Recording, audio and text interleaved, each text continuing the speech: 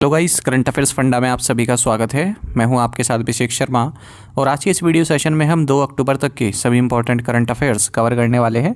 हमेशा की तरह आप इस वीडियो को अंत तक जरूर देखिएगा। आज भी आपको काफ़ी कुछ जानने के लिए मिलेगा।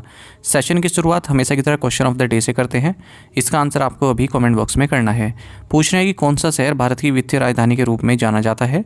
विच city is known as financial capital of India. Option हैं दिल्ली, मुंबई, गुरुग्राम या फिर बेंगलुरु। तो जल्दी से आप आंसर कर दीजिए, फिर हम आगे बढ़ते हैं।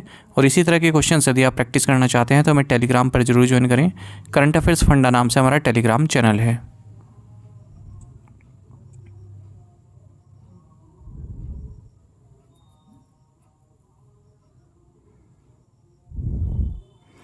When is the international day of non violence observed.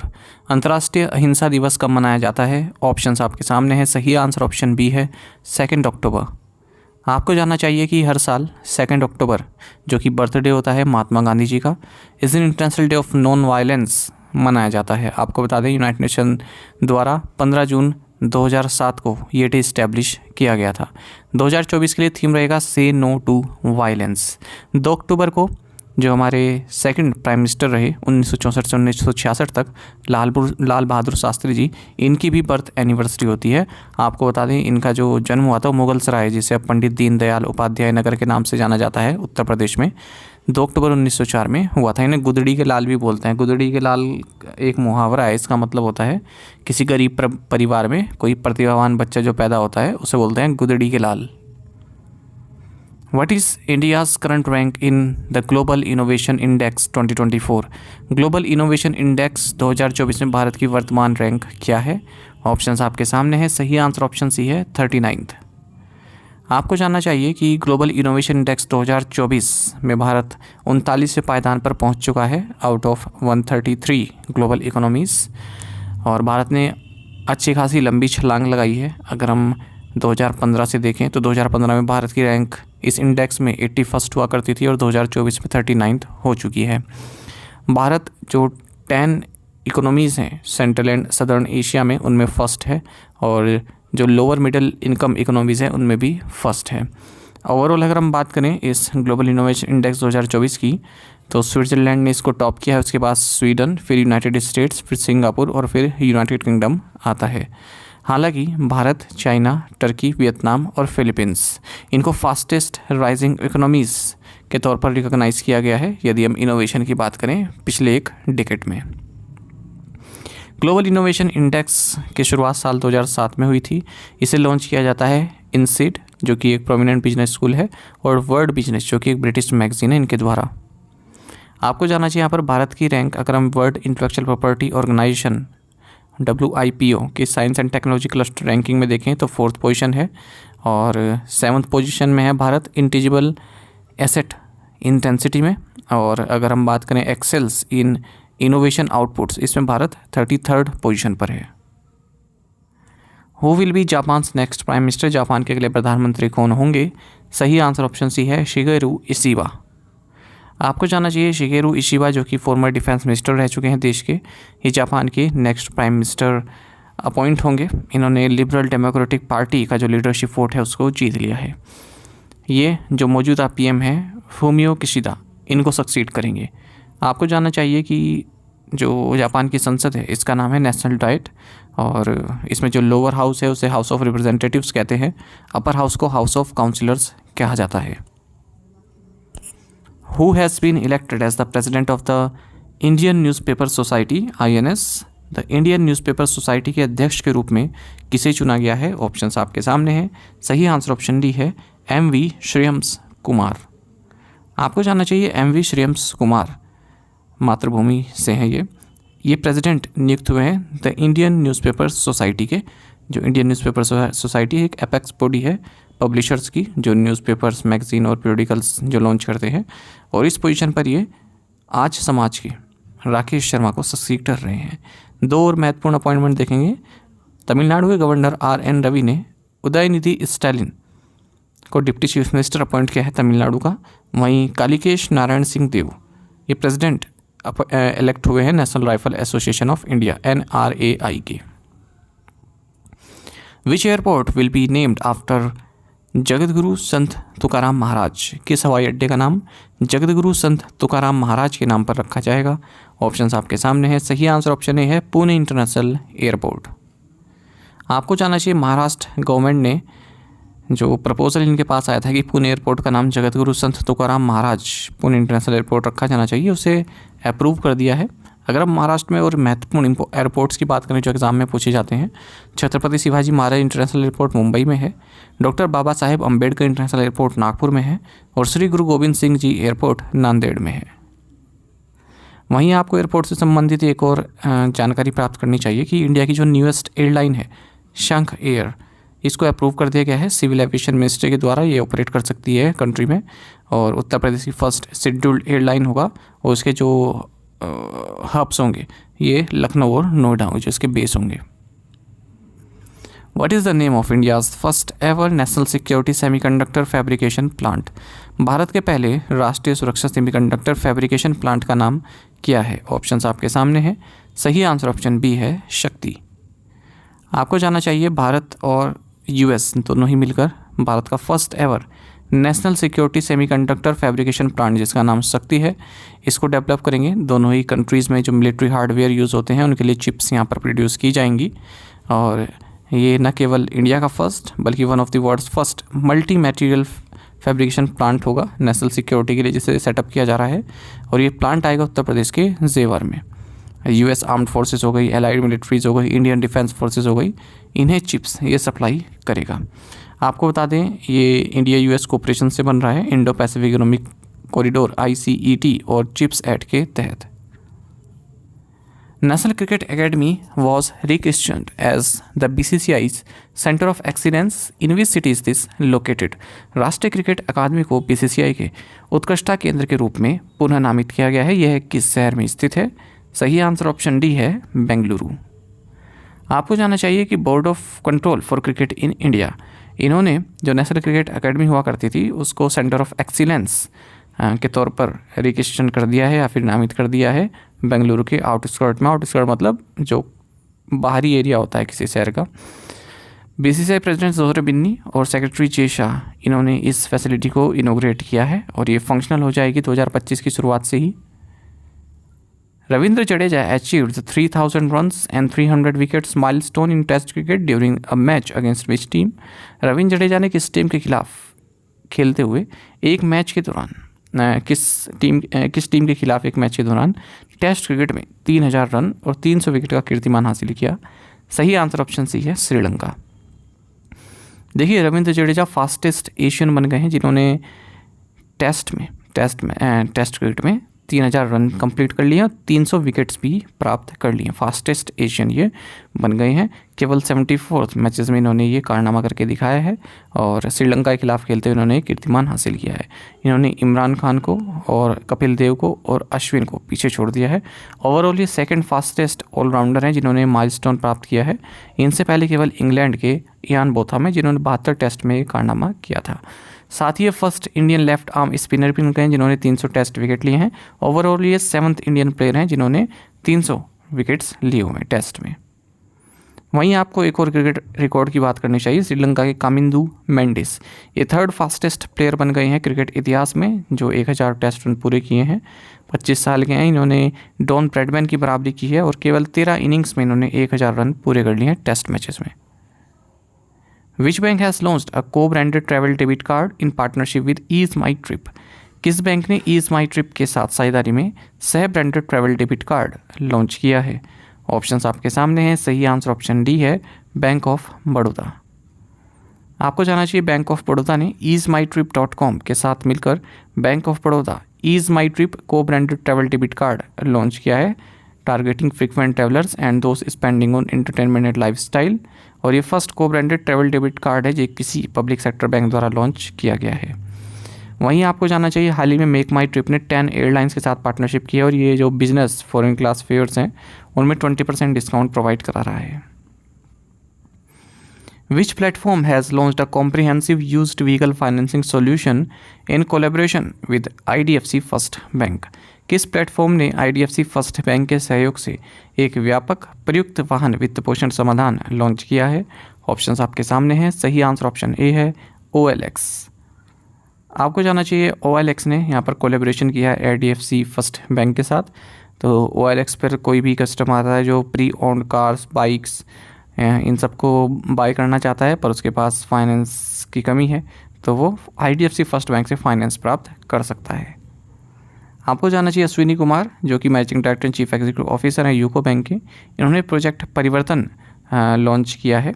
ठीक है, तो बैंक का जो डिजिटल बैंकिंग फैसिलिटीज़ है उसको ट्रांसफॉर्म करने के लिए बैंक ऑफ बड़ौदा प्लान कर रहा है कि 7 फिजिकल ब्रांचेस पूरे देश भर में ही ओपन करे। Who recently took oath as the chief justice of the Delhi high court. हाल ही में दिल्ली उच्च न्यायालय के मुख्य न्यायाधीश के रूप में किसने शपथ ली? ऑप्शंस आपके सामने हैं। सही आंसर ऑप्शन ए है जस्टिस मनमोहन। देखिए, सेंट्रल गवर्नमेंट ने हाल ही में 8 हाई कोर्ट के नए चीफ जस्टिस अपॉइंट किए हैं।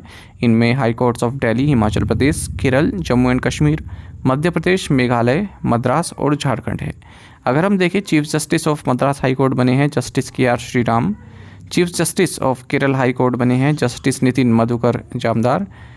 Chief justice of Delhi high court बने हैं justice Manmohan. Himachal Pradesh high court के चीफ जस्टिस बने हैं justice Rajiv Shakdher. Chief justice of Jharkhand high court बने हैं MS Ramachandra Rao. Chief justice of high court of Madhya Pradesh बने हैं justice Suresh Kumar Kait. Jammu and Kashmir and Ladakh high court के चीफ जस्टिस बने हैं जस्टिस तशी रावस्तान। और chief justice of high court of Meghalaya बने हैं justice Indra Prasanna Mukherjee. Who won the gold medal in the men's 5000 meters race at the World Athletics Continental Tour in Japan? Japan में विश्व athletics continental tour में पुरुषों की 5000 मीटर दौड़ में स्वर्ण पदक किसने जीता? सही आंसर ऑप्शन सी है गुलवीर सिंह। आपको जानना चाहिए गुलवीर सिंह ने मेंस 5000 मीटर्स रेस में गोल्ड मेडल जीता है world athletics continental tour Japan में। और इन्होंने नेशनल रिकॉर्ड भी सेटअप किया है 13 मिनट 11.82 सेकंड्स में, और अपना ही प्रीवियस रिकॉर्ड तोड़ा है जिन्होंने 13 मिनट 18.92 सेकंड्स में हासिल किया था। आपको जानना चाहिए इंडियन पैडलर यानी कि table tennis player Divyanshi Bhowmick, इन्होंने ब्रॉन्ज मेडल जीता है under 19 youth girls singles event. कहाँ पर? World table tennis youth contender Varazdin 2024 Croatia में। Which Indian duo won the men's doubles title at the Hangzhou Open 2024?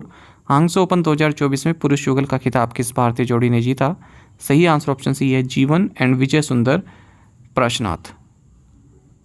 देखिए, भारतीय जोड़ी जीवन नेदुन चेंजियान और विजय सुंदर प्रशनाथ, इन्होंने हांगझो ओपन 2024 जीता है और इन्होंने हराया है जर्मन पेयर को। ठीक है, चाइना में ये खेला गया। सिंगल्स टाइटल जीता है क्रोएशिया के मैरिन सेलिक ने। What is the GDP growth forecast for India in 2024-25 according to the Asian Development Bank? एशियाई विकास बैंक के अनुसार 2024-25 में भारत के लिए जीडीपी वृद्धि का अनुमान क्या है? सही आंसर ऑप्शन बी है 7%। देखिए, Manila based Asian development bank ने जो इंडिया की जीडीपी ग्रोथ फोरकास्ट है उसको रिटेन रखा है 2024-25 के लिए 7% और 2025-26 के लिए 7.2%। कहा है कि एशिया 5% से ग्रो करेगा। अप्रैल में इसने 4.9% बताया था अपनी एशियन डेवलपमेंट आउटलुक रिपोर्ट में। और नेक्स्ट ईयर के लिए जो एशियाई ग्रोथ है वो 4.9% रहने वाली है। S&P ग्लोबल रेटिंग्स ने भी जो भारत के लिए ग्रोथ प्रोजेक्शन है उसको रिटेन रखा है, 6.8% ही रखा है 2024-25 के लिए, और नेक्स्ट ईयर के लिए 6.9% रखा हुआ है। Who was elected for the prestigious Eklavya पुरस्कार for 2024? 2024 के एकलव्य पुरस्कार के लिए किसे चुना गया है? सही आंसर ऑप्शन ए है प्रत्याशा रे। देखिए, प्रत्याशा रे जो कि स्विमर हैं, इन्हें एकलव्य पुरस्कार for 2024 दिया जाएगा। इसमें 7 लाख रुपए दिए जाते हैं। जो एकलव्य पुरस्कार है इसको चैरिटेबल बॉडी इम्पैक्ट द्वारा 1993 में स्थापित किया गया था और मैनेज किया जाता है IMFA के द्वारा, और इसे मोस्ट प्रेस्टिजियस स्पोर्ट्स अवार्ड बताया जाता है उड़ीसा में। हर साल दिया जाता है यंग स्पोर्ट्स पर्सन्स को जो भी उड़ीसा से संबंधित होते हैं, जिनकी पिछले 2 सालों में काफ़ी दमदार परफॉर्मेंस रही हो। Where was the 21st Commonwealth parliamentary association zone 3 conference held? 21वां राष्ट्रमंडल संसदीय संघ जोन 3 सम्मेलन कहाँ आयोजित किया गया? सही आंसर ऑप्शन ए है आइजॉल। देखिए, लोकसभा स्पीकर ओम बिरला ने 21st Commonwealth parliamentary association zone 3 conference को इनोग्रेट किया है मिजोरम असेंबली कॉम्प्लेक्स आइजोल मिजोरम में, और इस कॉन्फ्रेंस का थीम रहा है फॉस्टरिंग लेजिस्लेटिव सैंक्टिटी। आपको जानना चाहिए प्रहलाद जोशी जो कि union minister for consumer affairs, food and public distribution and new and renewable energy हैं, इन्होंने India sugar and bio energy conference को इनोग्रेट किया है न्यू दिल्ली में। आपको बताते हैं भारत एथेनॉल का 3rd लार्जेस्ट प्रोड्यूसर और कंज्यूमर है। Which state government launched CM 7 scheme to support the meritorious students for higher education. उच्च शिक्षा के लिए मेधावी छात्रों को समर्थन देने के लिए किस राज्य सरकार ने CM 7 योजना शुरू की? सही आंसर ऑप्शन ए त्रिपुरा है।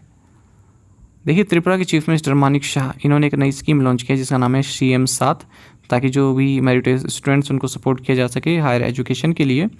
तो इसमें फाइनेंशियल सपोर्ट प्रोवाइड किया जाएगा 60,000 रुपये का, यानी कि 5,000 मंथली, 200 स्टूडेंट्स का। 100 तो माध्यमिक लेवल से चुने जाएंगे और 100 हायर सेकेंडरी लेवल से चुने जाएंगे। ठीक है, मेरिट के हिसाब से 2 and 3 years, मतलब 2 साल की मेरिट माध्यमिक लेवल पर और 3 साल की मेरिट हायर सेकेंडरी लेवल पर, ताकि उन्हें हायर एजुकेशन के लिए पैसा प्रोवाइड की जा सके। त्रिपुरा की बात करें तो हिल त्रिपुरा भी बोलते हैं। कैपिटल अगरतला है। यहाँ के गवर्नर है N Indrasena Reddy. To the point question और उनके आंसर्स देख लेते हैं। Where was IFTM top race 2024 held? Answer is Paris, France. Where was the 4th international ferro alloys conference held? New Delhi. The second edition of biannual Naval Commanders Conference 2024 was conducted at which place? Answer is Nauseena Bhavan, New Delhi. The President of India, Draupadi Murmu, gives the centenary celebration of the ICAR, National Institute of Secondary Agriculture University. Answer is Ranchi, Jharkhand. To the point questions देख लेते हैं, इनका answer आपको अभी comment box में करना है। 82 Degree East brand is owned by which celebrity? Which countries are part of G4 nations?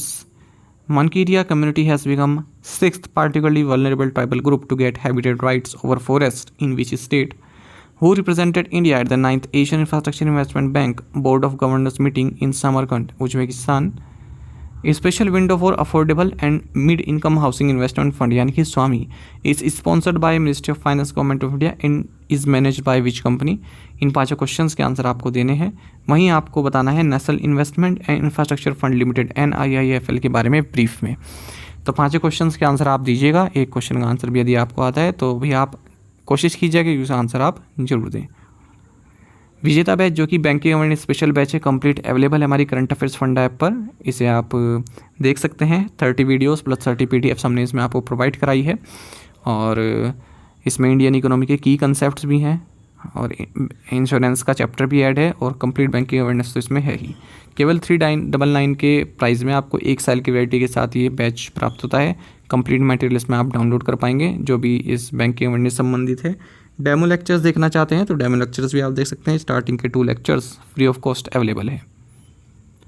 यदि आप हमारे daily current affairs PDF, weekly PDF, monthly PDF और हर महीने के banking and economic awareness PDF चाहते हैं तो करंट अफेयर्स फंडा का 1 ईयर मेंबरशिप प्लान आप ज्वाइन कर सकते हैं, जिसका लिंक आपको वीडियो के डिस्क्रिप्शन में या फिर फर्स्ट कमेंट में मिल जाएगा। आपको बता दें, इस 1 ईयर मेंबरशिप प्लान के तहत जितना भी हमारा PDF कंटेंट है वो हम आपको 1 साल तक के लिए प्रोवाइड कराते हैं, जिसे आप डाउनलोड कर सकते हैं, प्रिंट आउट भी निकलवा सकते हैं। इसके लिए चाहे तो आप करंट अफेयर्स फंडा ऐप को यूज़ कर सकते हैं या फिर अपने लैपटॉप या सिस्टम की मदद से वेब लॉगिन भी कर सकते हैं। कोई भी आपका एग्जाम हो, बैंकिंग, SSC, रेलवे या स्टेट PCS, जहाँ पर भी जनरल अवेयरनेस से करंट अफेयर्स पूछे जाते हैं, सभी एग्जाम्स के लिए हमारा PDF कंटेंट काफ़ी यूज़फुल है।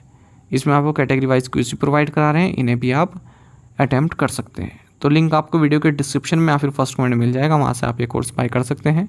कोई भी जानकारी चाहते हैं हमारे किसी भी कोर्स से संबंधित तो हमारा कस्टमर केयर नंबर है 8448169188। इस पर आप व्हाट्सएप भी कर सकते हैं या फिर कॉल करके भी जानकारी प्राप्त कर सकते हैं। साथ ही करंट अफेयर्स फंडा को आप टेलीग्राम पर भी ज्वाइन कर लीजिए। यहाँ पर रेगुलर वीडियो अपडेट्स और करंट क्विज हम आप सभी डालते रहते हैं। साथ ही डिस्कशन ग्रुप में आप किसी भी क्वेश्चन का सोल्यूशन पा सकते हैं। Thank you guys.